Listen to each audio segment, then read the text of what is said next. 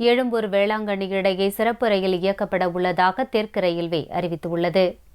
நாகை மாவட்டம் வேளாங்கண்ணியில் ஆண்டு பெருவிழா கடந்த வாரம் கொடியேற்றத்துடன் துவங்கியது. இந்த விழாவில் லட்சக்கணக்கான பக்தர்கள் பங்கேற்பர். திருவிழாவையொட்டி பயணிகளின் கூட்ட நெரிசலை தவிர்க்க எழும்பூரிலிருந்து வேளாங்கண்ணிக்கும், வேளாங்கண்ணியிலிருந்து வாஸ்கோடகமாவுக்கும் சிறப்பு ரயில்கள் இயக்கப்பட உள்ளதாக கூறப்பட்டுள்ளது.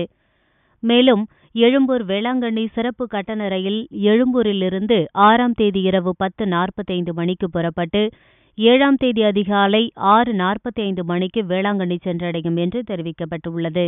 இதேபோன்று வேளாங்கண்ணியிலிருந்து வாஸ்கோடகமாவுக்கு சுவிதா சிறப்பு ரயில் வேளாங்கண்ணியிலிருந்து 8ஆம் தேதி காலை 10:40 மணிக்கு புறப்பட்டு 9ஆம் தேதி காலை 10 மணிக்கு வாஸ்கோடகமா சென்றடையும் என்றும், இந்த ரயில்களுக்கான முன்பதிவு ஏற்கனவே துவங்கிவிட்டதாக தெற்கு ரயில்வே தெரிவித்துள்ளது.